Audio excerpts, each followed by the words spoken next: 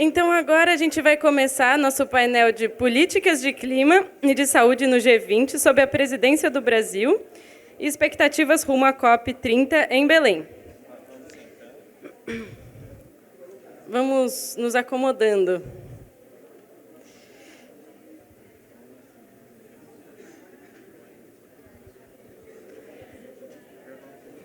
Para esse painel, nós tivemos a feliz chegada de um convidado do G20.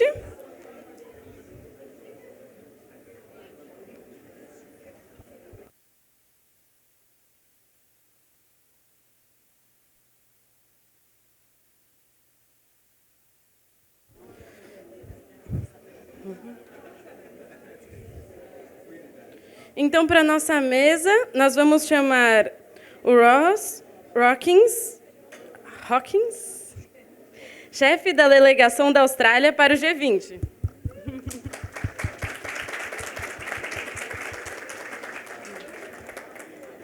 Também gostaríamos de chamar Andrea Hurtado Epstein, coordenadora de mudanças climáticas para a América Latina da organização Healthcare Waltham. E também a doutora Tatiane Cristina Moraes de Souza, pós-doutoranda do Departamento de Ciência Política da USP e pesquisadora da Fiocruz.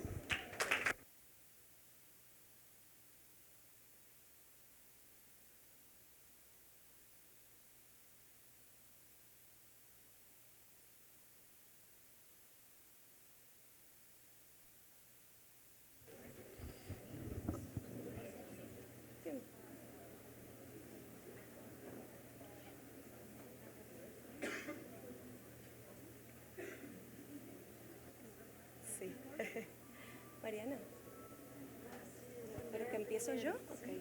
¿Están mis láminas? ¿Mis slides? Listo. Gracias. Okay. Gracias. Bom dia. I am really, really sorry that I don't speak Portuguese. I will be speaking in English if you want to put your headphones on. I'm from Mexico, so I speak Spanish. In our trimestral meetings with our colleagues at Proyecto Hospitais Saudáveis, we speak Portuñol, but we only have English-Portuguese translation, so I will be doing this in English. And please tell me if I'm going too fast for the translation so that we can all understand each other. So I have the great pleasure today to speak to you about the G20 process. I'm sure most of you here are Brazilian, right? So you've been seeing G20 logos and posters everywhere and wondering what the hell that is, maybe? So I just wanted to make a very quick introduction to G20 for you and to try and bring us all into context as to why we are discussing climate and health in the G20 context. And I think maybe my slides might be coming up. I'll get started anyways. You will see it in a bit. My very first slide is just a map of what the G20 is. Oh, I have it here. Oops. Oh, pero, no. No. But that's not.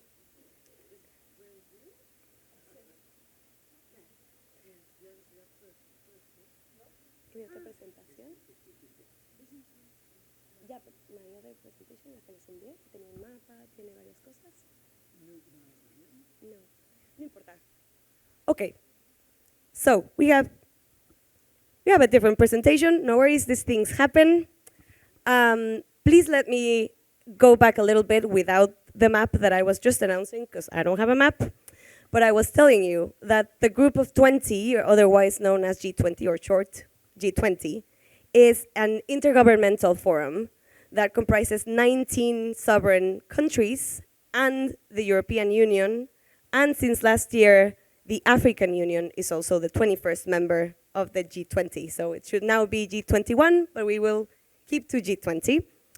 And there's other countries, international organizations, and non-governmental organizations that participate in the process, some of them permanently, that is the case, for example, of Spain. Spain is a country that participates permanently in the G20 country as an invitee.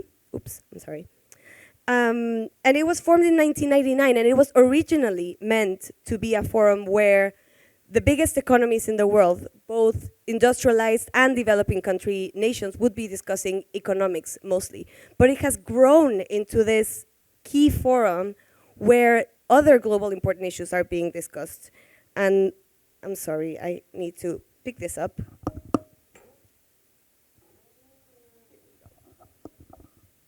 I know this seems very disorganized, I'm sorry. You might have heard maybe that the G20 has an annual summit. All of the proceedings of the G20 happen on an annual basis or on an annual cycle that is presided over by a presidency that rotates. And this is very important because the presidency has great or significant prerogatives to decide on the agenda for the year. And so that means that at this annual summit where heads of state and government of the G20 meet, we have evolved into a discussion that goes way beyond economics. We now discuss other global issues that I will be talking about in a minute. As I said, there's a rotating presidency, and it's important to note that we are in a key moment right now because not only the current presidency, which is Brazil, but the past couple presidencies, India and Indonesia, and the future presidency, which is South Africa, are all developing countries. And this is something that doesn't happen very often. As you can imagine, most of the G20 economies are developed countries. And so this presents a unique opportunity for us to bring forth in the agenda of the G20 more significant issues for us in the developing world, including addressing global and social inequalities, which is something that the Brazilian presidency has really put high up in the agenda for their moment. You will also have heard maybe about the Troika, the concept of Troika. That means the coordination mechanism by means of which the past, present, and future presidencies make sure that there's continuity. And so going into the South African presidency next year, the moment is ripe, I would say, for the discussion on climate and health to make it into the G20 agenda for the very first time. And this is where we finally come into what you are now seeing on the screen. Sorry, because I was missing a few slides there. But this Troika is fully composed of developing countries this year and the next, again, presents an amazing opportunity for us to not just have climate and health in the G20 space, but also to discuss it from a completely different angle as we would have expected in a different setting.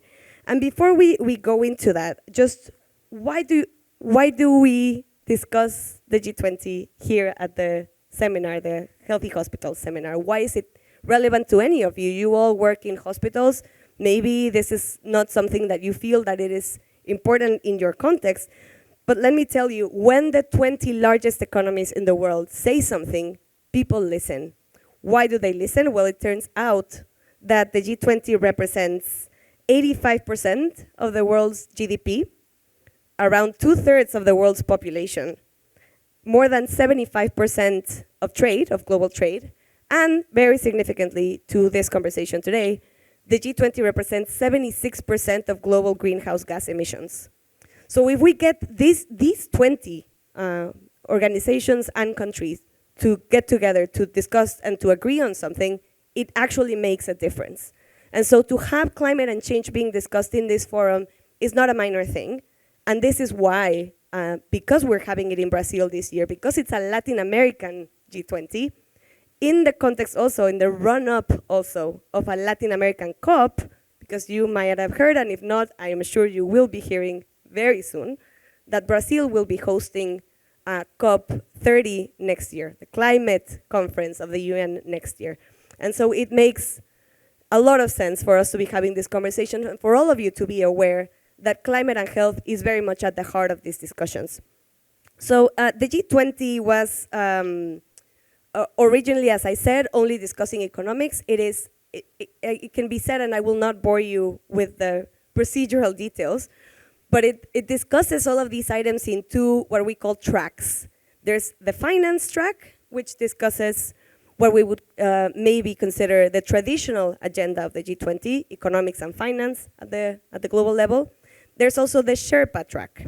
The Sherpa, the name comes from the Nepalese guides that take you up the Himalayan mountains. So the Sherpas really are meant to be G20 countries' guides into the G20 discussions. And under the Sherpa track, there are a number of working groups. These working groups address everything from culture, technology, education, climate sustainability, of course, energy transition, and since the German presidency in 2017, there is now a health working group, right? And so what I will be presenting to you now is mostly what we have been discussing in the context of the health working group of the G20. This working group has been discussing relevant topics such as digital health, emergency and pandemic preparedness, antimicrobial resistance. But this is the very first year, the very first time within the G20 context that climate and health makes it to the priorities of the discussions within the G20. And to tell you a little bit about how we came here, I need to go 1 year back to India's presidency. And again, this is what you are seeing now on the screen. Within the context of the Indian presidency, there were what are called co-branded events. You know, in the sidelines of the negotiations, there's also events presented by different countries and organizations. And in that context, Healthcare Without Harm was fortunate enough to partner with the World Health Organization, the Asian Development Bank, PHFI, which is it's a research institution in India, and Fiocruz, which I'm very happy to be sharing the stage with, to discuss what we call the high-level principles on climate-smart healthcare, or for climate action in the health sector. What are these principles? Basically, that we prioritize climate-resilient healthcare. That is obviously the most important thing. When the storm hits, our hospitals need to be the last building standing. And at the moment, if COVID showed us one thing, is that we are not prepared for what we're seeing. Last year and this year, we have seen terrible flooding in Rio Grande do Sul, here in Brazil. We have seen devastating consequences of dengue outbreaks in all of Latin America. So and Maria Neira said it way better than I ever could, so I will not repeat her, but we are not ready. We need to make sure that our hospitals and health systems are resilient to a changing climate, not only to what we're already seeing, but all of those already unavoidable consequences of the warming that we've created at the atmospheric level. We also, at the same time, need to make sure that our health systems are sustainable and low carbon. Maria Neira mentioned it very quickly. Around 5% of global greenhouse gas emissions come from the health sector. So if it were a country, the health sector would be the 5th largest emitter. More emissions than countries such as Italy or Japan. So it's not small what we can do if we contribute to mitigation within our own operations, within our own facilities. Then we also need to decarbonize the health sector's supply chain. Maybe all of you are in contact with tons of products every day, tons of equipment every day, and you have no idea where it's coming from. Well, let me tell you that more than 80% of the health sector's carbon footprint comes from the supply chain. And so what we do as consumers, and also WHO estimates that the health sector represents around 10% of global GDP. So we move 10% of the economy. If we aggregate our demand and make sure that we are purchasing more sustainable products, more sustainable equipment, more sustainable services, we can really move the needle not just for the health sector, but for industries and markets worldwide. And about mobilizing, that's principle number 4, we need to mobilize massive financing to make sure that we can do this transition. In the developing world, sometimes it is a zero-sum decision. Sometimes it's either we buy a new MRI machine or we put up solar panels. And sometimes it is a tough decision because it is a decision effectively between saving lives now and saving lives in the future. And developing countries cannot be left alone in that decision. We need to transform healthcare so profoundly that there is no longer a decision between one and the other. We always operate sustainably. And we need the developed world to be financing that transition together with our own national resources. And so that massive finance mobilization is principle number 4. And then finally, Maria Neira also mentioned it, but this is key, there's the One Health approach. We can no longer ignore the profound interrelation between animal, environmental, and human health. Because COVID-19 was not the first, and it will definitely not be the last of the great zoonotic diseases that have pandemic potential and can affect us as much as COVID-19 did. And so we need to continue to think in this comprehensive manner within the context of One Health. And so what happened in the G20 context after we had this discussion last year in India, after we presented this article that you're seeing on screen in the context of the Lancet? Well, the outcome documents of the G20's health ministers meeting and the New Delhi Leaders Declaration, that is the outcome from the annual summit, were a couple of texts that recognize the need for climate resilient, sustainable, and low carbon health systems. They also recognize the need to mobilize resources towards that transition. And importantly, and you know Maria Neira asked you about this, it recognizes the Alliance for Transformative Action on Climate and Health as one of the key initiatives within the UN context to bring this transition to reality. And so, it is not a minor thing for the G20 to reference UN processes, as Ross maybe can attest to in a little bit. And so we had this massive moment last year where finally climate and health came into the G20 agenda. And so this then moves us into COP28 last year in Dubai, December 2023. Your own Minister of Health, Nicia Trindade, she participated in a panel in what was the very first health day ever to take place in the context of a climate COP. And she basically committed to making climate and health a priority, both of the G20 presidency this year and the COP30 presidency next year. And Brazil has delivered, let me tell you. I mean, you can agree or disagree, I don't know. I think Brazil has made an amazing job in not just making climate change and health one of the 4 priorities of the Health Working Group this year for the G20, but also giving it a new angle and to focus the discussion on climate and health on the matter of equity, including racial equity, including vulnerable populations. And so this has been, and this is why I'm telling you it's so important that we have a troika right now, and we will next year, only of developing countries, because they're bringing this perspective into the conversation. And so yes, we can definitely talk about mitigation in the health sector, but let's do it in the context of climate justice. We can talk about antimicrobial resistance and One Health, but let's do it in the context of global solidarity and financial movement, so that mobilization, so that these commitments can actually be taken into national policy making. So in this context, what is being discussed right now, less than 10 minutes away from here, is what will be, hopefully, the very first ministerial declaration of the G20 on climate change, health, and equity. You know, it's in the title, it is a key perspective. And in addition, the One Health approach with a focus on antimicrobial resistance. It is a lot.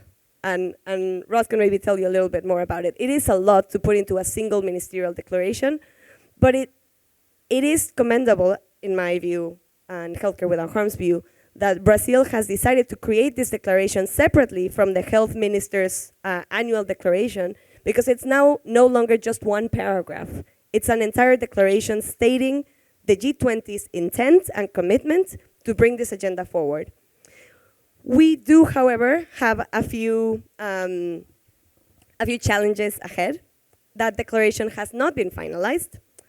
We cannot share most of the details of the negotiation and who has said what, but I can tell you that discussion, that agreement that we had last year on the need for climate resilient, sustainable, low carbon health systems is not by any means something that has been set in stone. There is still disagreement within the G20 on whether or not we need to both be adapting and mitigating. So that is one thing that I think the people in this room need to be knowledgeable about, because you guys are working already on mitigation within your hospitals.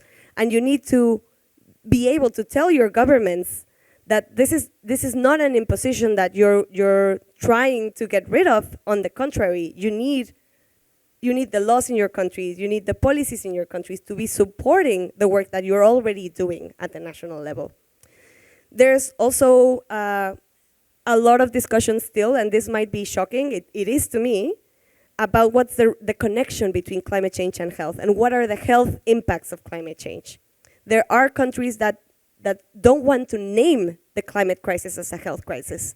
And again, we need the health professionals and in this room to speak up and to say, I am seeing this in my clinic, in my patients. The climate crisis is a health crisis, and we should address it as such. There's also, obviously, always discussion on financing. Who should be responsible for financing this transition? Because it's not a small transition. It will eventually be beneficial to all of us, and this is something that Healthcare Without Harm has worked a lot on. And I do encourage you to visit our website and see the resources we have, because we have proven, we have modeled how the health sector can go in a trajectory towards net zero by 2050 in a way that both boosts climate resilience and allows us to expand health equity, health coverage. So it is possible, but it will cost. It will have a cost. And developing countries cannot be left alone to bear that cost. So there's a discussion there on finance, and we need to, again, be raising our voices on that. And finally, there's a discussion now on whether or not we want attach to be referenced in the declaration, among other challenges that we currently have. But this is being discussed 10 minutes away from here. So we all thought that it was important, and my colleagues at PHS thought that it was important that we bring this to your attention so that you know that what is happening there in the G20 that sometimes seems so abstract, it really does hit close to home. It is important for the work that you are doing and that we hope to continue to do. Hopefully, the ministerial declaration will be adopted tomorrow at a high-level meeting on climate change and health. And in that context, this is my final slide, I just wanted to say why we think it's so important that the people in this room speak up, make sure your governments, I know most of you are Brazilian, so the government of Brazil, but there's other people in this room who belong to G20 countries, and we need to make sure that our governments know that the health sector is behind this transformation, that we are not shying away from our commitments, but we need help. And we need that help to come in the form of finance, in the form of policy, in the form of regulation, in the form of technical support and capacity building, because we cannot do this alone. I will leave it at that, but because we have the extraordinary honor of having Ross Hawking, who, as Mariana said before, is the head of the Australian delegation here with us, I will ask a few questions of Ross so that we can try and bring this down to reality. Ross, do you want to maybe take a few moments to have an initial round of words before I ask you my questions?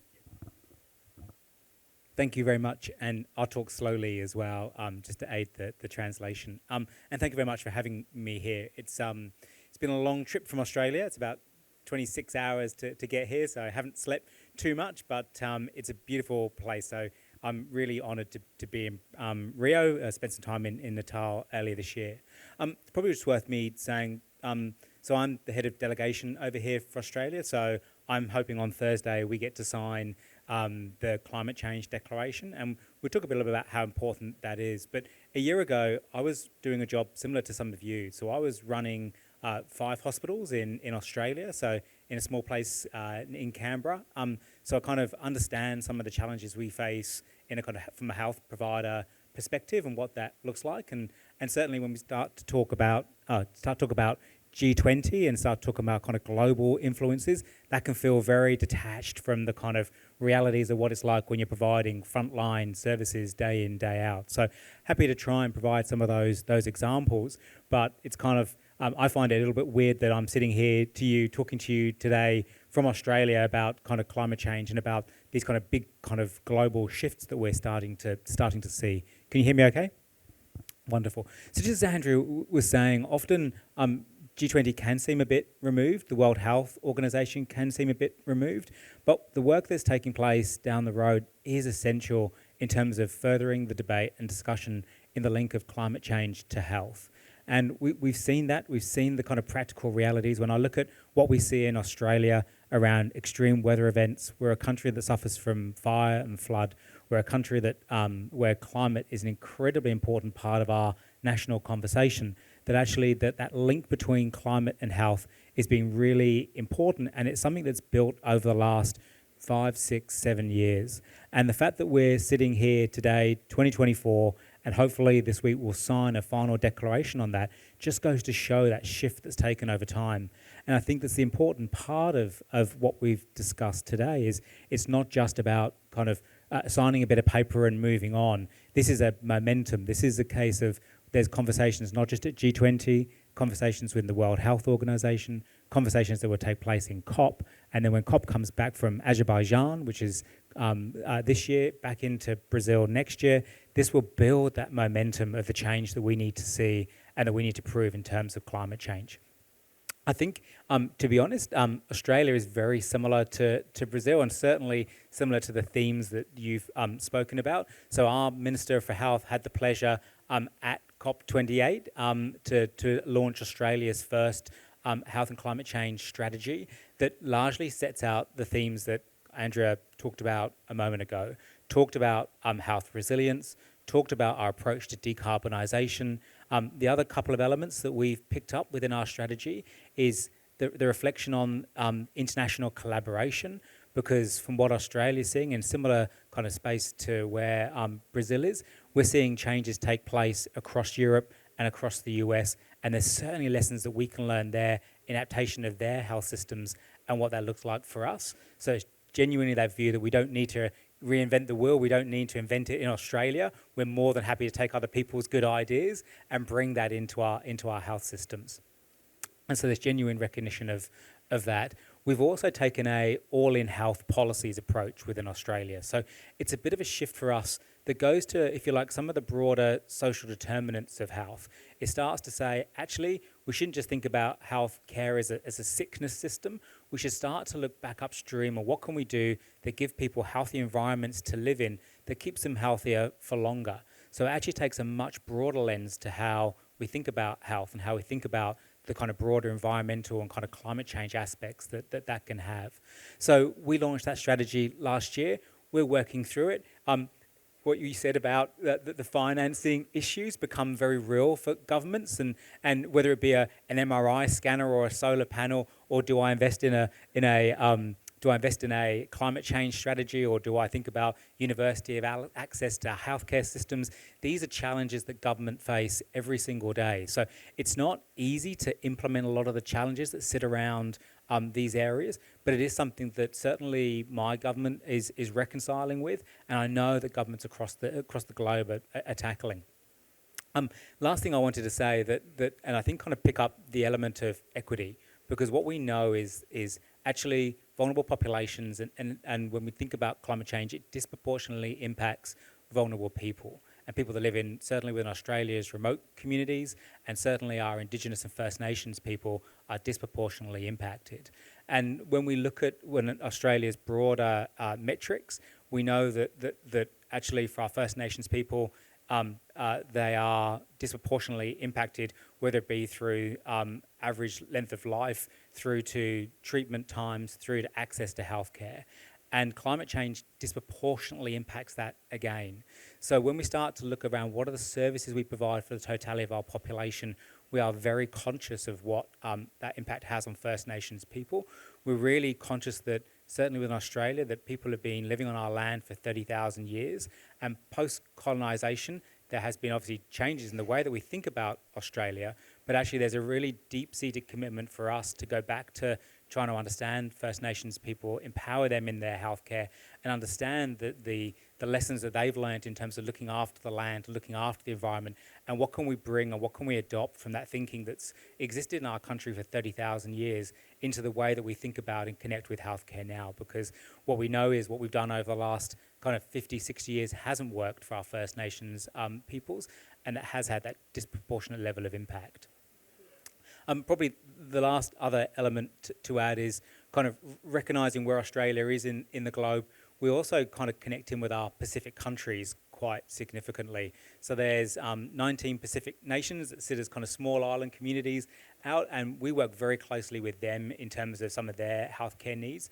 And again, recognise that some of there's some variations in terms of impacts on climate change for them, but it is certainly something that significantly impacts them right across the Pacific. So there's a lot of measures that we see and programs that we're working with them in terms of aid specifically to look at resilience within their healthcare systems and looking at when there is disasters of fire and flood, that actually what does that need to look like, and what do the support mechanisms look like in order to support those countries that don't have the same assets and the same kind of financial base they can draw back in Australia. And certainly when we see things like the support for women, sexual reproductive health, there are significant issues when climate change issues hit and what that means for some of those populations. So there's some really key considerations for us in terms of what does that look like for the Australian context, but also what that looks like for our friends and colleagues in the Pacific. Thank you so much for that, Ross. I think I can ask you 1,000 questions about that, but I'll limit myself to a couple of follow-up questions. And I had gone back to the slide on the text, the G20 text from last year, because you mentioned how sometimes far removed the G20 process can seem from the reality of our day-to-day. That those texts, the health ministers' communique last year and the New Delhi Leaders' Declaration, both referenced climate resilient, low carbon, sustainable health systems. How does that translate to reality in Australia? How is Australia taking that into tangible action, if I may? No, thank you. And just to give an indication, it sounds, I mean, the room that is set up just down the corridor, or just down the road, probably about 10 minutes away, it is a massive room set up with countries, with flags right around them. It is a beautiful setting. And when you kind of walk in, it's quite inspiring to see the countries having those conversations and getting engaged.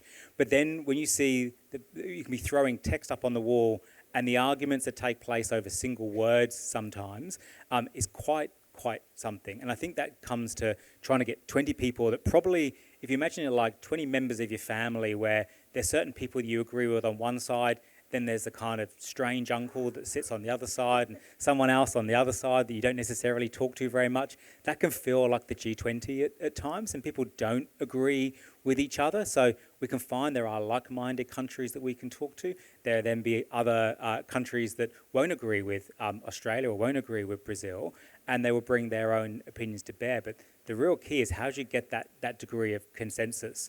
There's going to be debates today around gender-based language, because some countries aren't comfortable in that. There'll be debates today around whether we use person-centric, whether we use people-focused, and whilst that may sound very kind of pernickety, very particular, it does have meaning when it comes to the way in which it's interpreted and the way in which we think about that language, and the way, certainly from Australia's perspective, we think about human rights, and certainly the way we want to see that embedded down. So just to go to Andrea's question, that for Australia is where we would find that we start to anchor into some of this international language. So when we think about our strategy and we think about the way in which we've formed that up, we very much look to our international commitments and making sure that we can line up what we say on the international arena and what hopefully we'll be signing Australia up to later this week, and how that flows down into our individual strategies, and then how that falls down into our plans and the way in which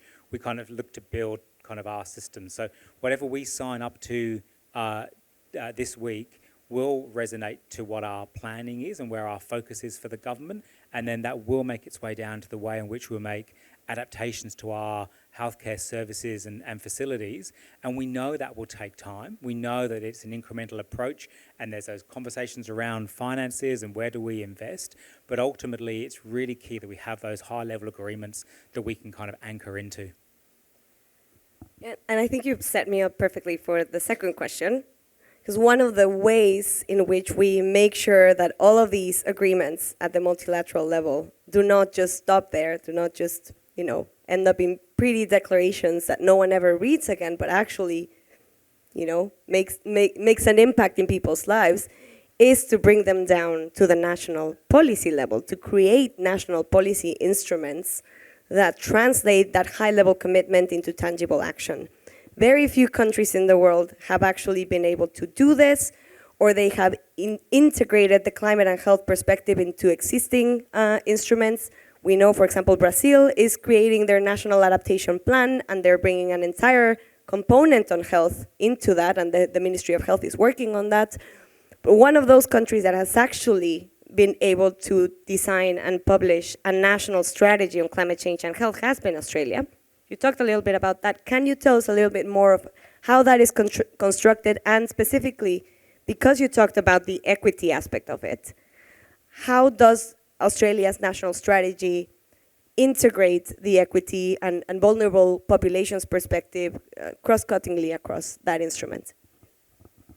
No, thank you. So Australia's strategy is built around 4 objectives, similar to what Andrea set out. So there is that health system resilience and how we're thinking about what are we building, what do our buildings, facilities look like, how are we training our healthcare professionals. You probably think about single-use plastics and the consumption, the supply chain, all those aspects that sit through as you as kind of involved in the health system, and you see how do we shift and change some of that. When I was in hospital services, it was around thinking around how do we stop the single-use plastics and move that to more recyclable materials, and we spend quite a lot of projects and time and investment in doing kind of small changes like that. So when I think now back to when I was running a hospital and what that looked like, you can see the line that goes back up from there to the strategy, back up to that intent. So working on that supply chain within that resilience piece is absolutely so important. Talked a bit about decarbonisation. We talked a little bit around the third piece is around international collaboration, and there is I think what we find from a kind of market economic base, the more that countries are doing this, the more the investment, the cheaper then these products become. And so I think the more that we can get the G20 involved, different countries got innovating in different ways, and what can we learn from that? It creates its own momentum, and it creates its own movement. And I think that there's international organizations that are involved. There are a range of different other companies. If you look at some of the more philanthropic kind of organizations, they're now kind of sponsoring different activities and allowing that innovation to take place. And ultimately, we'll see that shift. And I think if we think about where healthcare was 10 years ago, we couldn't predict where we are now. We couldn't predict the shift and change that COVID has had, what digital technologies brought to us. So I think that when we think forward 10 years and think about those changes, we are going to see some differences in the way in which we think about climate change and the impacts it's having in the services we offer. So that international collaboration, that doing it as a global community makes absolute sense from an economic perspective and from the fact that we can learn from each other and kind of exchange that kind of best practice. And then finally is that all-in policy, health in all policy, which for us really does start to cut to thinking long and hard around not just climate change, but the environment and the way in which people live their lives, and what can we do more broadly to make sure that health has that level of consideration. Because actually when we find in government departments, we can often think in silos and think of health over here and environment over here and education over here. But actually when we start to think about the way in which we live our lives and how we connect up those services, that becomes incredibly important. There's some big debates going on in Australia at the moment around health, around obesity, and what can we do to stop that? Is that something you can fix through a drug that you give someone, or is that something that we need to be talking about more in our schools and the way we educate people and the way we think about kind of activity and mobilisation? So there's a lot of more population preventative health conversation coming into our narrative around what can we do so we don't just think about our sickness system, we think about kind of health in its broader context. So our strategy is built in around those 4 key elements. There's some principles underlying those, and I would probably say this is the first time Australia's done this. We haven't got it 100% right. I think we'd iterate it next time round, but it's a really great start point. And I think that's the key for us, is finding a way in which to start the change and then working out from there. Thank you so much for that, Ross. And I love that you're, maybe without noting it, that you're finalizing the same way that Dr. Neira did before. It is interministerial, intersectoral work that we need to be pushing for here. It cannot only be ministries of health looking for this transition, because we're talking food, as you were asking before a second ago. We're talking transportation. We're talking cultural and behavioral change that can only happen with education. And so I would invite you all to learn from Australia's experience, in that we need to think about health in all policies if we are to look at the climate crisis and solve the climate crisis as a health crisis. And without further ado, I will now pass it over to Dr. Tatiane Moraes de Souza, I hope that I'm pronouncing that correct, who's a researcher at the University of Sao Paulo, and also Fiocruz, who will talk to us more about the health impacts of climate change. Thank you, Dr. Souza. Thank you.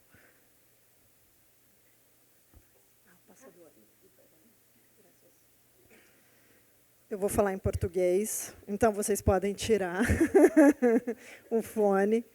E vou esperar eles colocarem o fone. Ótimo. Obrigada pelo convite. Deixa eu ver. Aqui sou eu.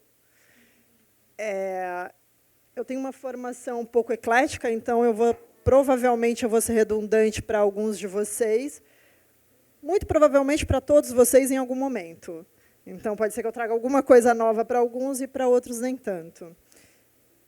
Eu trabalho com epidemiologia e sou ecóloga de formação e sanitarista.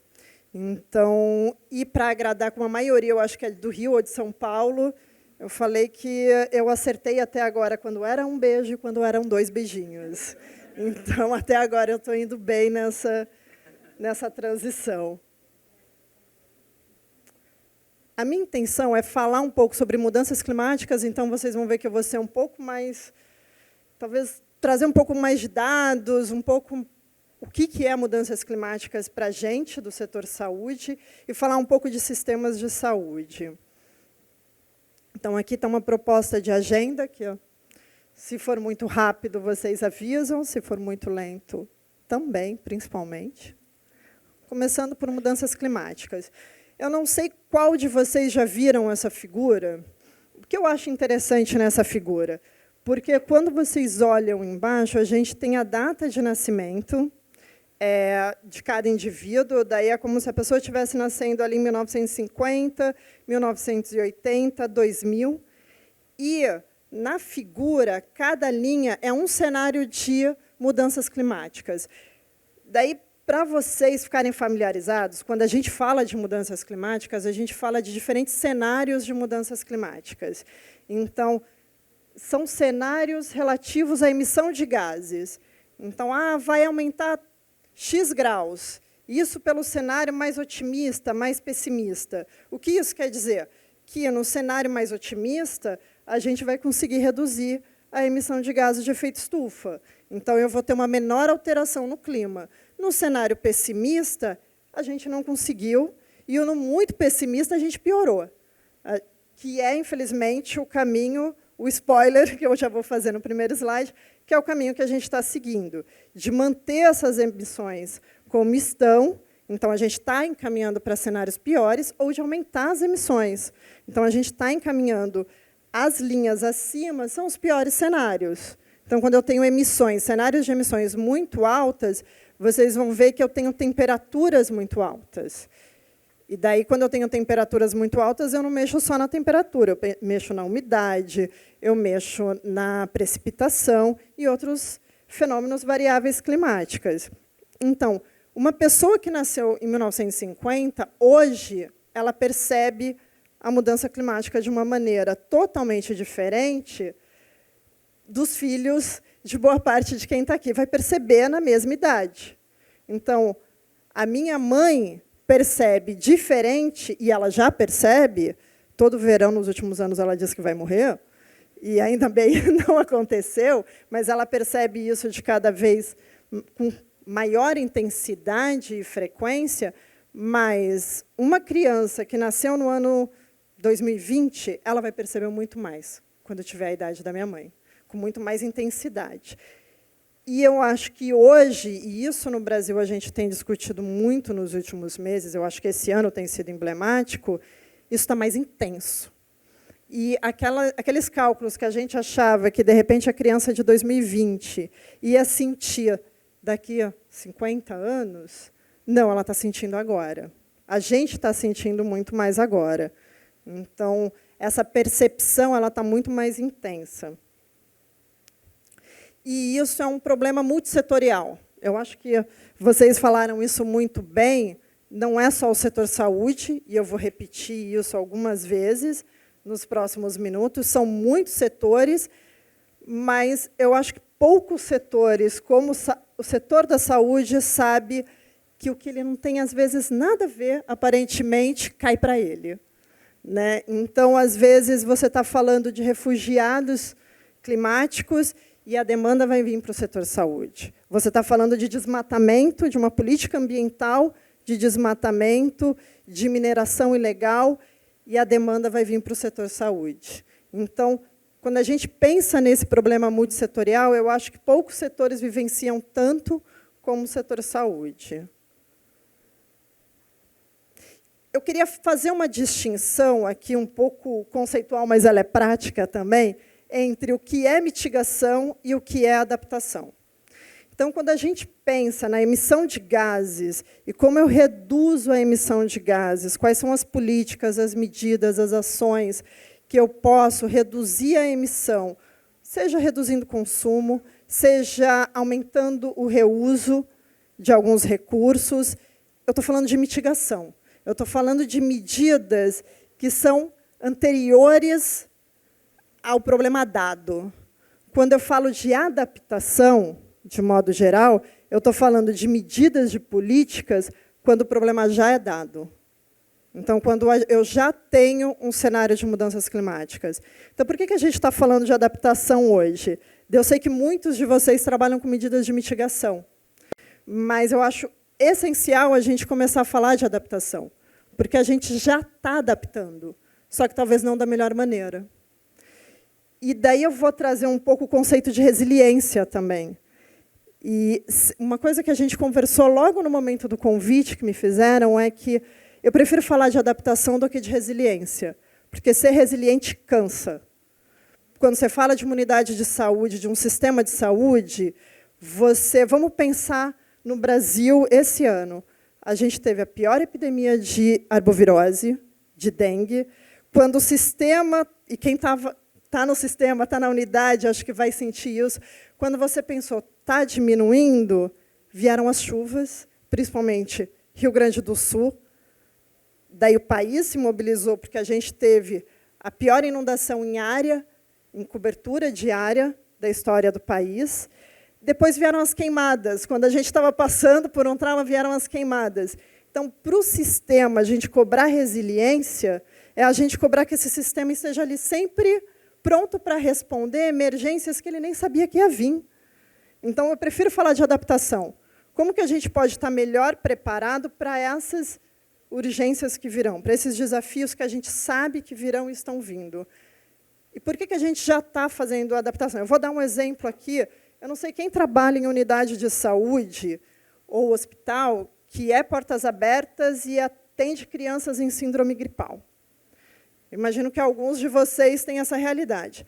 Daí, vamos supor que tem uma unidade de saúde que ela está preparada, você organizou sua equipe para receber crianças com aumento de infecções respiratórias, com síndrome gripal em junho e julho. Então, está você, a sua equipe, o Clavulinho, o Pumicorte, está todo mundo ali, pronto, esperando. Só que, naquele ano, o período chuvoso se estendeu. E o período seco começou depois e você está em setembro atendendo criança com infecção respiratória. O seu ambulatório está lotado de infecção. Isso é mudança climática. Isso é adaptação climática. Quando você tem que conversar com o setor de compras, que você precisa se adaptar e, de repente, ter outra estratégia para atender essa emergência, que você estava super habituado à sazonalidade das infecções respiratórias, mudou. Então, a gente está fazendo adaptação, vocês estão fazendo adaptação. Só que, nisso, muita gente fica pelo caminho. A gente viu isso em todas essas emergências que eu citei. Muita gente fica pelo caminho. Quem fica pelo caminho são os vulneráveis.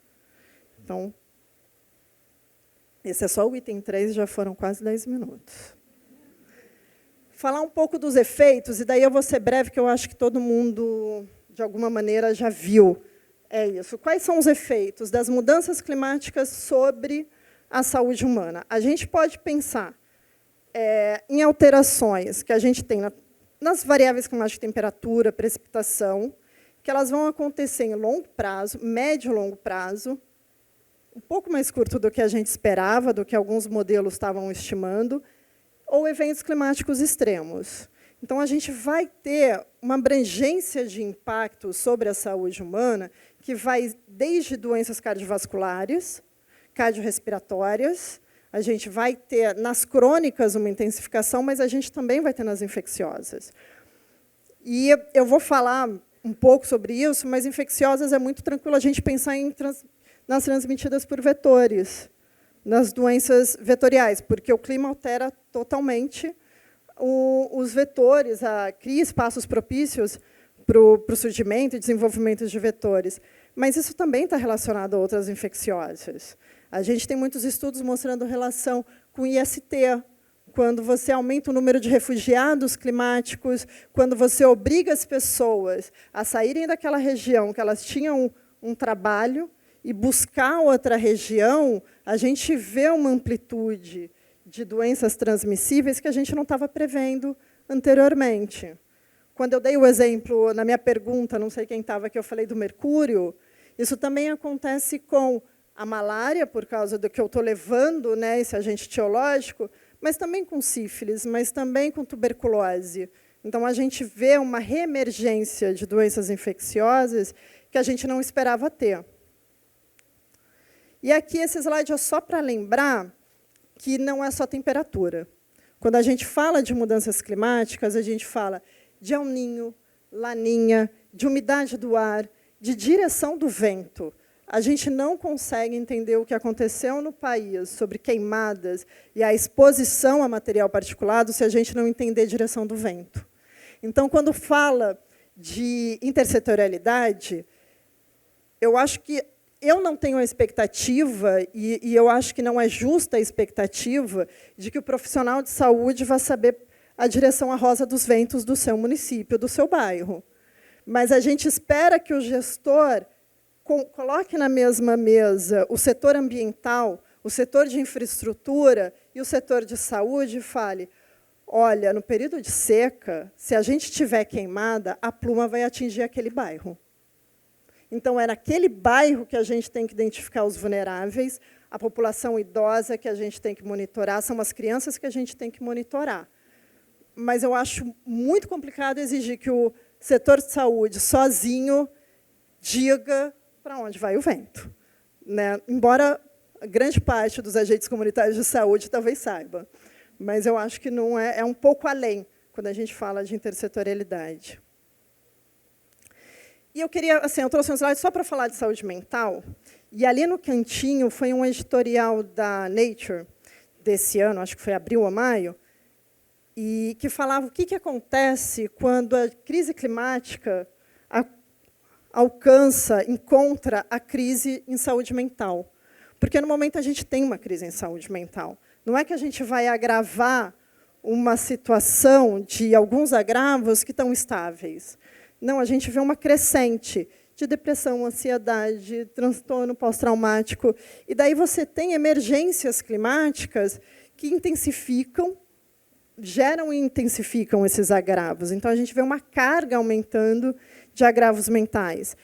E tudo isso num cenário que a gente sabe de deslocamento forçado por mudanças climáticas, mas por conflitos, por outras demandas, a ansiedade climática, porque daí a gente vê uma geração, e antes, eu acho que antes desse ano, a gente falava muito no Brasil de uma geração que ia sentir essa ansiedade. Daí, assim, estamos sentindo. Eu acho que esse ano pode ter sido uma virada de chave, que eu acho que é uma geração que também está sentindo essa ansiedade de não saber. Então, tá, começou a chover, o que vai acontecer? Então, como que o sistema de saúde está se preparando para integrar essa demanda? Pensando em SUS, será que o CAPS é suficiente como ele está desenhado hoje? A assistência que a gente tem planejada hoje, ela é o suficiente para abraçar esse aumento de carga, que já vem aumentando por outras causas, por outros fatores de risco? Então, como que a gente está desenhado na atenção primária, nas nossas estruturas, para receber essa população? Um pouco de eventos climáticos, eu acho que... Vou passar para o próximo. Só porque eu vi que a Andréia estava vendo. Vou voltar um pouquinho, que eu acho que talvez vocês também estejam vendo. Ali a gente tem alguns exemplos do que a gente chama de eventos extremos e alguns exemplos que a gente chama de eventos, de resultados das mudanças climáticas que vão acontecer mais em médio e longo prazo. E aqui eu acho que passa um pouco sobre a percepção de risco. Às vezes a gente tem a percepção de risco, a gente concentra a nossa fala em eventos climáticos extremos, na inundação, no deslizamento de terra, que é o que é muito perceptível. Só que a gente enxerga menos e tem mais dificuldade de responder e de se adaptar para aquilo que acontece em médio e longo prazo. Então, em algumas regiões, se a gente não mudar, eu estou vendo secas seguidas de ano em ano, mas a gente pode começar a ver desertificação. É o que a gente fala, às vezes, de ponto de não retorno. A gente pode ver algumas alterações que são tão frequentes e tão intensas que a gente já tenha um outro cenário, e daí eu preciso me adaptar para isso também. Eu acho que sair um pouco daquele lugar que foi falado hoje também, do desespero, da ansiedade, mas lidar também, olha, de um lado eu vou mitigar, eu não vou deixar de brigar pela mitigação, mas eu tenho um lugar que o nível d'água diminuiu. E onde eu navegava, eu não navego mais. Então, eu preciso responder isso. Mudou o meu período, eu tenho que ter recursos para responder o período de emergências respiratórias ampliado. Então, a gente precisa também se adaptar para aquilo que está dado, que a gente está percebendo na ponta. Então, isso precisa ser muito mais rápido. Aqui é um exemplo de eventos extremos no Brasil. Essa figura mostra o número de eventos por estado, sendo tempestades, associados a tempestades, secas e estiagem. Onde a gente vê até agosto desse ano, é esse ano só e até agosto, a gente vê alguns estados onde é muito intensa a estiagem, então é aquele período longo sem chuva, e aí o que a gente tem ali? Uma preocupação muito grande com doenças diarreicas, com doenças de veiculação hídrica, né, com doenças respiratórias, com infecções respiratórias. E a gente tem aquele círculo enorme ao final da figura, quando a gente vê tempestade, que é Rio Grande do Sul. Então, isso são números de, não chamadas, mas de notificações da Defesa Civil de emergências. Então, a gente vê que, como no Rio Grande do Sul alcançou, durante muito tempo, grande parte do estado, esse foi um número muito alto. Então, e que não foi... Eu acho que quando a gente fala que os eventos extremos eles aumentam, que é a primeira frase ali, em frequência e intensidade, eu lembro muito que quando aconteceu o evento no Rio Grande do Sul, foi dito, o último aconteceu na década de 40 com essa intensidade. Agora, você via pessoas dizendo que, no período de 6 meses, passaram por aquilo 3 vezes. Então, a gente vê como se fosse um gráfico em que a intensidade é maior e a frequência também. Então, é esse o cenário que a gente precisa se adaptar, que a gente está se adaptando. Daí, aqui, a gente tem algumas consequências que são imediatas dos eventos extremos. A figura de cima, ela é de Nova Friburgo, não sei quem é do Rio, talvez se lembre, de 2012. Foi o pior evento extremo climático do Brasil em número de vítimas fatais. Só em Nova Friburgo a estimativa é de 1.000 pessoas que tenham morrido nesse evento somente. Então, e embaixo é Rio Grande do Sul. Então, a gente tem uma diferença de 12 anos entre uma e outra. O de cima a gente tem. E daí, quando a gente fala de vulnerabilidade e de olhar para o local, eu tenho que olhar que eu tenho uma área de encosta e que o meu maior risco como setor saúde é deslizamento de terra. Embaixo eu vejo que eu tenho uma área plana, então essa área plana pode estar super bem planejada. Se a área da montanha próxima desmatou, vai escoar tudo. Então, tem um projeto que eu estou trabalhando sobre leptospirose e a gente discute muito isso. Eu posso estar com o meu município com a coleta de lixo em dia. Eu não tenho problemas com resíduos, com coleta de lixo no meu município. Mas o município acima tem. E o rato não vai respeitar essa borda, né? Ele vai vir. Então, assim, muito menos o xixi do rato. Então, você pode estar muito bem planejado no seu território, mas você precisa olhar ao redor, da onde está vindo o seu risco, para que você precisa estar preparado. De repente, você não precisa estar preparado na sua região. Quando a gente fala de mapear a vulnerabilidade, você não precisa estar tão preparado para uma estiagem longa, mas sim para um deslizamento de terra, né? E para potencial perda de infraestrutura, inclusive de saúde. E daí a gente começa a pensar como que precisa ser essa infraestrutura para uma chuva intensa. Não adianta eu ter o melhor hospital possível se ele está na margem de um rio que alaga, ano sim, ano também. Então, a gente precisa pensar nessa infraestrutura, que eu acho que Rio Grande do Sul foi um extremo, mas a gente vê isso na vivência de outras cidades.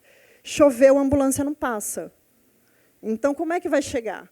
Então, a gente precisa começar a olhar para esse mapa e entender uma coisa que, em algumas regiões, até do Brasil, a gente entende, em algumas regiões de países grandes, territorialmente, a gente entende que 100 quilômetros não é o mesmo para todo mundo. Depende da condição da estrada, depende da condição do tempo. Então, acho que isso fica mais urgente quando a gente pensa em eventos climáticos extremos. A gente tem também o que a gente chama de impactos diretos. Por exemplo, e daí eu queria falar aqui um pouco das ondas de calor e dessa mudança de temperatura e umidade. Esse é um relatório que saiu, acho que no começo desse ano, que 48.000 pessoas morreram por ondas de calor no Brasil de 2000 a 2018. Quando eu falo da percepção de risco, é que chama muita atenção quando a gente tem um óbito por inundação, mas menos atenção quando a gente tem óbitos por onda de calor. Então, a gente precisa, e isso tem uma iniciativa do município do Rio de Janeiro, de criar um painel e de monitoramento de nível de risco de calor.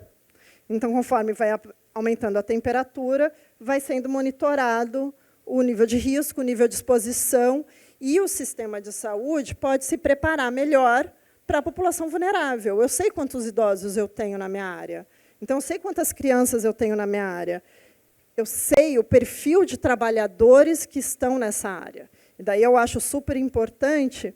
Tem um estudo do governo do Estado do Rio sobre a onda de calor do ano passado. O ano passado teve uma onda de calor no Brasil muito intensa, foi a mais intensa já conhecida, e no Rio de Janeiro ficou muito marcado porque teve um óbito de uma jovem em um show da Taylor Swift no Brasil por causa da onda de calor. Então, a gente estava vivendo. Então, várias medidas foram tomadas depois disso.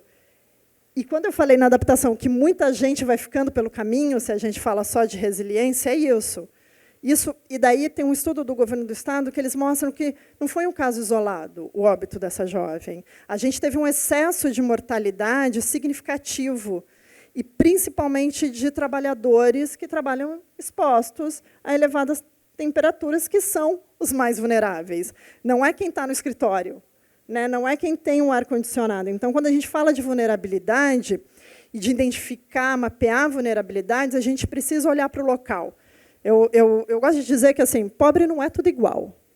Assim, pobre do Rio de Janeiro não é igual... Assim, 2 pobres que eu conheço, Rio de Janeiro e São Paulo. Então, não são iguais. Então, as medidas não vão ser iguais. As exposições não vão ser iguais. Se eu estou falando de uma área florestada ou não, se eu estou falando de uma área que está exposta a maior incidência de violência urbana ou não.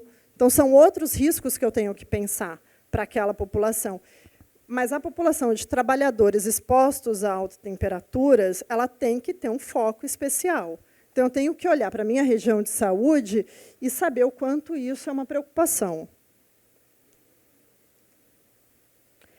Essa figura eu trouxe só porque ela é de um artigo da NASA e que ela é de 2000, mas eu não sei se alguém, alguns meses atrás, viu uma notícia de que o Brasil vai ser inabitável daqui a 50 anos, que, na verdade, o que estava falando, que não era bem isso. Algumas regiões do Brasil, de acordo com cenários de mudanças climáticas, vai alcançar uma temperatura extrema tão elevada que vai aumentar o risco de óbito nessas regiões e que a gente precisa pensar nessa adaptação.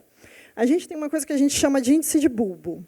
Não sei o quanto vocês estão acostumados, mas é uma conjunção de alguns fatores climáticos, alguns parâmetros climáticos, de temperatura ambiental, de umidade do ar, de condições de direção do vento, de umidade relativa, de condições daquele local, que eu posso aumentar tanto a temperatura, ou deixar tão seco, que pode inviabilizar a vida de uma pessoa exposta a esse risco. Então, quando a gente vê, do ponto de vista fisiológico, que a temperatura aumentou, mas eu estou transpirando, o meu suor ele é insuficiente para reduzir a minha temperatura corpórea, eu estou num nível de risco muito alto. O que acontece com esses resultados é a gente consegue ver que regiões, principalmente na costa do Brasil, que são as grandes metrópoles, que a gente já tem outros cenários de risco, elas são regiões onde o número de dias com essa temperatura máxima que prejudica fisiologicamente a vida humana, ela está sendo mais frequente, mais intensa. Então, trazendo um pouco para a adaptação, se eu penso no sistema de saúde, eu tenho que pensar nessa onda de calor, que é o que eu falei, eu tenho que monitorar o nível de calor e saber que isso vai chegar na unidade. Eu tenho que treinar a minha equipe para responder a essa emergência, porque, às vezes, os profissionais de saúde não estão habituados. Desde a porta, que não está habituado na triagem, quais são os riscos associados a essa exposição muito grande a calor, a baixa umidade, como também estruturas hospitalares. Eu preciso preparar esse sistema de saúde. Só que, a médio e longo prazo, a gente precisa repensar a cidade. A gente precisa repensar, não basta eu pensar na minha unidade. Eu acho que é essa que é o desafio que eu tenho que pensar no G20, eu tenho que pensar na minha cidade, mas eu tenho que pensar na minha unidade de saúde. E o que eu faço na minha unidade de saúde, eu tenho um reflexo também acima. Então, acho que esse que é o desafio que a mudança climática coloca para a gente. Às vezes, a gente tem a impressão de que eu não controlo as emissões da China. Então, o que eu tenho para fazer em relação a mudanças climáticas? Muito. Porque você está vivenciando isso, não só na mitigação, que eu acho que é uma coisa que a gente tem discutido bastante, mas na adaptação. Você está fazendo isso também. Só que pode fazer melhor. A gente, como sistema de saúde, eu acho que a gente pode fazer melhor. Acho que eu já falei um pouco de arboviroses.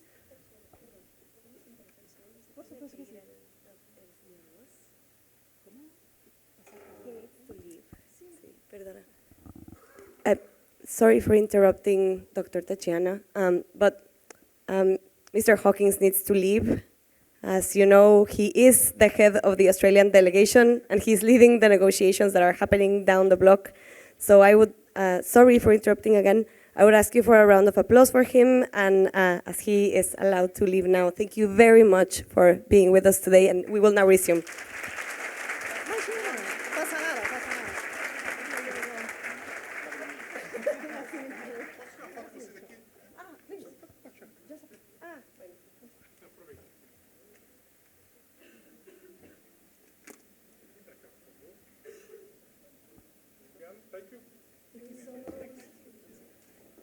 so interesting. We will see you soon.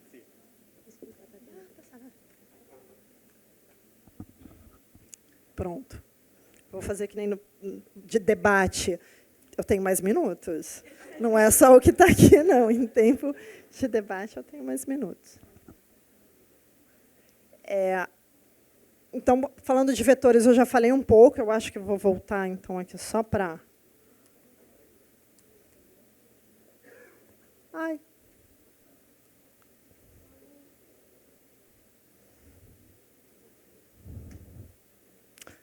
Não está funcionando.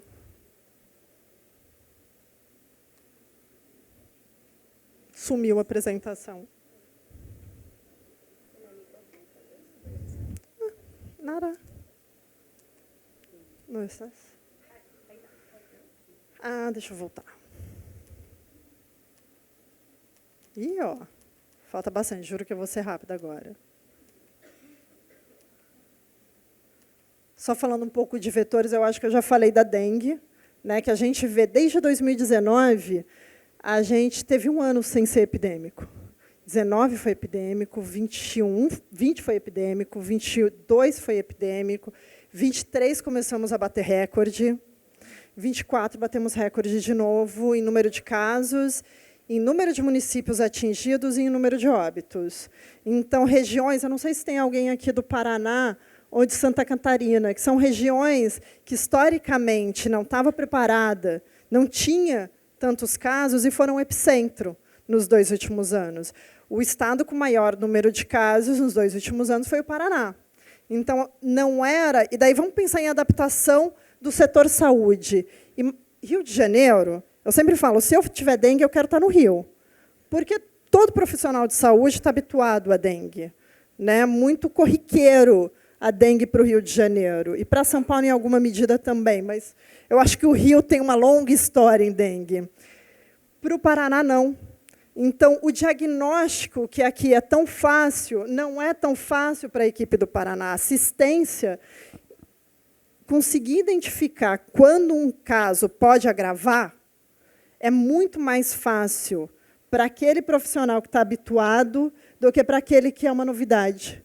E isso é um risco de óbito elevadíssimo, porque eu não sei, como profissional, a hora que eu mando para casa e a hora que eu seguro, a hora que eu hospitalizo. E isso é uma carga para o sistema, porque, então, na dúvida, eu hospitalizo? Eu mando todo mundo para o hospital? Isso é uma pressão enorme para os leitos que eu tenho, que eu não estou acostumado a responder isso. Então, por isso que eu falo, a gente já está vivenciando essas adaptações, só que a gente não está com tempo para parar, e a gente não vai ter tempo para parar. Agora, pronto, estou aqui no Paraná, para tudo, não quero mais nenhuma emergência, que eu vou me planejar para a próxima epidemia. Não, porque a sazonalidade da dengue também tem mudado. Então, pode ser que ela dure mais, que é o que a gente tem visto. E daí a gente tem outras emergências, né, que a gente falou um pouco disso, já falaram um pouco disso, de novas doenças surgindo ou velhas reemergindo. Então, a gente vê nesse gráfico da febre europuxe que tem sintomas muito parecidos com outras arboviroses numa emergência nesse ano, desde 2003, e daí a gente tem um problema de diagnóstico, de subnotificação.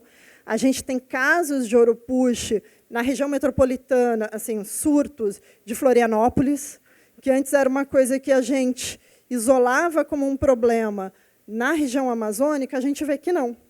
A gente vê que isso tem uma amplitude muito maior, a gente vê outros vetores se adaptando muito bem a diferentes cenários climáticos e que daí demanda muito mais o setor. Como abordar os riscos? Eu vou ser bem breve aqui. Essa é uma figura do IPCC, de como a gente estima risco. Então, a gente tem, de maneira geral, a gente tem que pensar na ameaça climática, que pode ser ondas de calor, pode ser um período intenso de seca, pode ser aumento na precipitação. Então, o que eu estou olhando do ponto de vista climático? E, naquele local, naquela região, quais são as vulnerabilidades que eu tenho? Qual é o nível de acesso a recursos econômicos, sociais, de infraestrutura que aquela população tem? Então, qual é o nível de vulnerabilidade e que daí, para cada ameaça, eu posso ter uma vulnerabilidade diferente. Eu posso ter algumas que são comuns, mas eu posso ter outras que são diferentes, como eu dei o exemplo do trabalhador. Para outra, pode ser outro tipo de trabalhador, para outra ameaça climática. E a capacidade adaptativa. E daqui eu acho que a gente fala muito de qual é a capacidade que eu tenho como sistema de saúde para responder. Qual é a capacidade que eu tenho como atenção básica para responder. Eu tenho capacidade diagnóstica? Eu vou dar um exemplo da malária. Eu tenho estrutura diagnóstica para atender aquelas 48 horas, que a malária tem uma especificidade muito grande de 48 horas como um período ótimo de diagnóstico. Eu tenho estrutura para isso, para quando eu tiver uma emergência? Então, qual é a capacidade que eu tenho? Eu tenho agentes comunitários de saúde, de comunitários de endemias suficiente do meu município para o próximo período de chuvas e altas temperaturas, que eu posso ter uma epidemia de dengue? Então, como que eu estou preparado na atenção básica? Agora, se eu estou falando que eu vou ter uma intensificação de internação respiratória, de agravos respiratórios, como que está a minha região de saúde coberta de leitos? Eu consigo, e daí pensando em SUS, eu consigo trabalhar com contratualização, eu consigo compartilhar leitos privados, ou minha região não tem? Eu vou ter que trabalhar com o que eu tenho de leitos públicos mesmo. Então, eu acho que a capacidade adaptativa é um dos principais chaves dessa flor de risco que o PCC usa para a adaptação do setor de saúde. E exposição são as outras exposições que a gente já tem àquela população. Aquela população já está exposta a queimadas florestais, ela já está exposta a agrotóxicos, ela já está exposta a outros riscos, a mineração, a alterações no uso do solo que fazem com que aumente o risco final. Aqui é um exemplo, que é uma plataforma do MCTI, do INPE, que é o Adapta Brasil, e eu tenho colaborado com o setor saúde, e a ideia final é, no nível municipal, prover indicadores que deem para a gente o nível de risco. Para aquele. Daí, nesse caso, eu trouxe a malária, já tem na plataforma as leishmanias, tegumentária e cutânea, a gente está trabalhando em arboviroses, mas a ideia é que, no nível municipal, o gestor identifique qual é o meu risco para diferentes cenários climáticos. Lembra que eu falei pessimista, otimista? Para diferentes cenários climáticos, pessimista e otimista, qual é o meu risco para a malária, para a leishmaniose tegumentar? E daí a plataforma acaba dando quais são os indicadores simples de capacidade adaptativa, de exposição, de vulnerabilidade, que está implicando no meu resultado. Então, eu tenho um risco muito alto, porque eu tenho um desmatamento muito alto, então, de repente, eu preciso trabalhar nisso.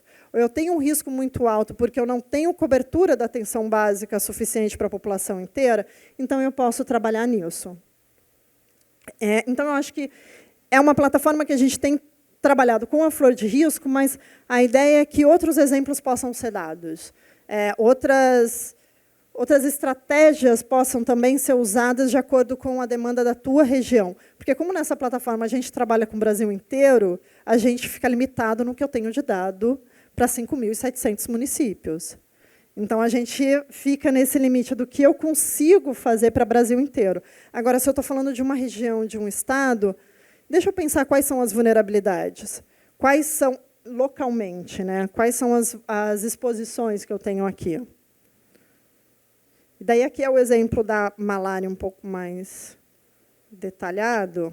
Daí, só para vocês verem, capacidade adaptativa, a gente colocou um indicador temático de serviços de saúde, onde a cobertura da atenção básica é um indicador, e o acesso a diagnóstico e tratamento, em tempo oportuno. Então, a gente trabalhou com esses dois indicadores simples. Então, cada gestor municipal ele consegue ir na plataforma e ver qual é o impacto da cobertura da atenção básica no meu risco final para a leishmaniose tegumentar, no meu risco final para a malária. Daí, aqui, exposição, alguns exemplos de exposição, assentamentos, presença de assentamento, isso para a malária. Daí, a gente vê que, por exemplo, para a malária, quando a gente fala desmatamento, impacta para a malária. Desmatamento impacta para a leishmaniose tegumentar. Não é o mesmo. Para a malária, eu tenho um desmatamento recente, eu tenho um impacto muito maior do que se eu tenho um desmatamento antigo que já tem uma ocupação há 10 anos naquele lugar. Então, um novo desmatamento cria um ambiente propício para aquele vetor que em outros cenários não teria. Então, eu acho que a gente tem que... Por isso que a gente pensa globalmente, mas a gente também tem que pensar localmente quais são as exposições, e não vai ser a mesma resposta para todos. Eu estou falando de malária. Dengue é urbano. Então, eu não vou ter um problema numa área florestada. Não vai ser o meu principal problema. Meu principal problema vai ser a urbanização precária, aquela comunidade, aquela população que precisa armazenar água. Então, a exposição quando eu não tenho coleta de lixo. Então, são outros indicadores. Daí, estou indo para o final, prometo.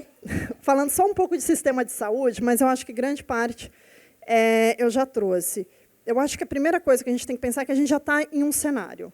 A gente está falando de mudança climática, mas num cenário que a gente já tem uma certa carga de doenças crônicas e transmissíveis, cada país, cada região, cada estado, cada município com seu contexto.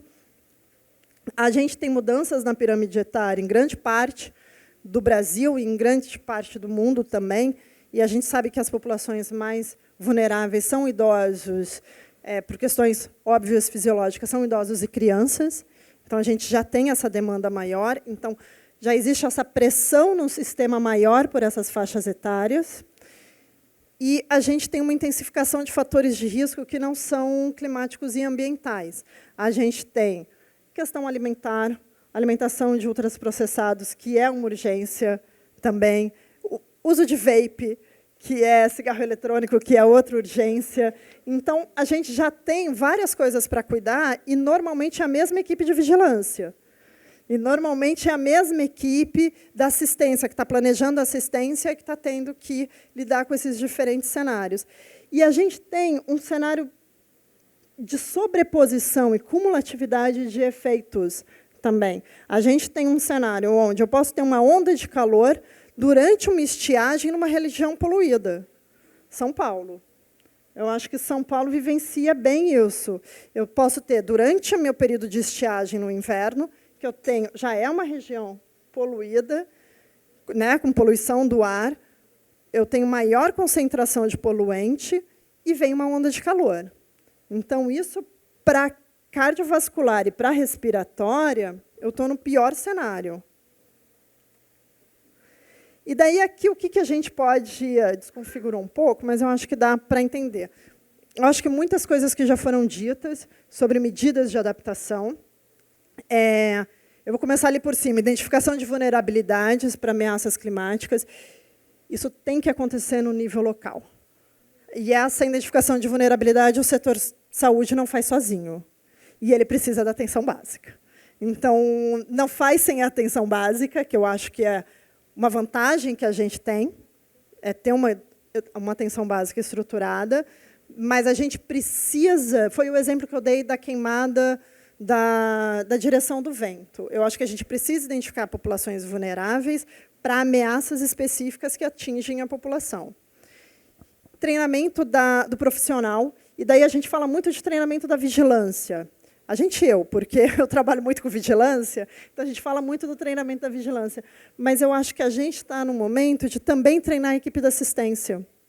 Eu acho que o Paraná, o Santa Catarina, essa questão das arboviroses são um bom exemplo disso. A gente precisa estar junto com essa equipe, que ela não foi treinada para lidar com isso, e ela não pode abrir mão da assistência. Ela não vai falar, eu não sei o que é, não traga. Vai chegar. Então, ela precisa estar preparada, do ponto de vista clínico, para prestar assistência para essa população que vai chegar na emergência. A gente tem sistemas de informação, o CISA ali é o Sistema de Informação à Saúde, a gente tem excelentes sistemas de informação à saúde, só que eles ainda não estão. Isso até, para quem trabalha internacionalmente, reclamar de dados de saúde no Brasil é quase constrangedor, porque a gente sabe que a gente tem sistemas de informação muito bons, comparativamente. Mas, dentro de casa, a gente pode falar que eles podem ser mais integrados com plataformas ambientais. Eu acho que a gente tem iniciativas como o Infodengue, A gente tem algumas, da Fiocruz, a gente tem algumas iniciativas muito boas de integração, mas a gente precisa olhar para esse dado e saber, tudo indica que vai ter uma chuva intensa, tudo indica que vai ter um período de estiagem aí pela frente. E daí só uma questão de comunicação, que eu nem trouxe, mas eu acho que a gente no Brasil, no Rio de Janeiro, o ano passado, teve acho que foi o ano passado, teve uma notificação da prefeitura falando fique em casa. Tinha uma expectativa de chuvas intensas, de alagamento em grande parte da cidade. Só que a chuva não foi tão intensa. E eu vi muita gente lamentando. Poxa, não precisava ter dado ponto facultativo, nem choveu. Que bom que deu, e que funcionou, e que não aconteceu. E quando a gente vê... eu estava nesse período de inverno em Boston, nos Estados Unidos, onde tem muita nevasca. E aconteceu a mesma coisa. E todo mundo vai para casa, a faculdade não abre. Todo mundo para casa, porque vai ter uma das piores nevascas dos últimos anos. E não teve. E ninguém assim, lamentou que não teve. Foi que bom que não teve. Então, eu acho que a gente ainda precisa trabalhar nessa questão de percepção de risco e de medidas de adaptação, que realmente vai ter momento que ninguém sai de casa. E a gente vai preparar as escolas para isso, a gente vai ter que preparar os sistemas de saúde para isso. E se não veio essa chuva, que bom. E se estava previsto uma seca e choveu, que bom. Mas a gente precisa estar preparado para o pior cenário. E daí, um pouco falando de vigilância, que eu não posso deixar, é um viés, que é a capacidade laboratorial e diagnóstica.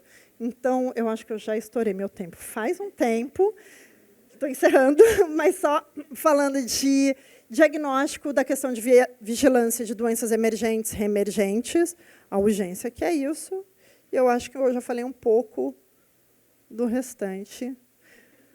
Potencialidades do SUS. Eu acho, resumindo, atenção básica, eu acho que a gente ter universalidade e a gente ter uma atenção básica estruturada, descentralizada, regionalizada, a gente já saiu muito na frente de outros países para fazer adaptação no sistema. E depois vocês leem o resto. Agora, desafios que são do SUS, mas não somente, universalidade não basta. Eu acho que a gente ser universal é excelente, mas não basta. A gente, para mudanças climáticas, como para vários outros problemas de saúde, a gente precisa falar de equidade. A gente precisa falar que as necessidades não são as mesmas e que pobre não é igual. Então, a gente precisa focalizar essas políticas melhor. E eu colocaria também a baixa integração com os dados ambientais. Como quem faz essa transição, eu acho que, às vezes, eu vejo o setor da saúde tendendo a inventar uma roda que já está criada, já está rodando muito bem, só que ela está em outra pasta. Então, isso acontece não no nível federal, eu acho até mais fácil resolver isso. Eu acho que, no nível local, precisa ser aprimorado. E é isso. Eu acho que tudo aqui eu falei. Desculpa, passei muito do tempo. Tentei correr aqui. Obrigada, gente.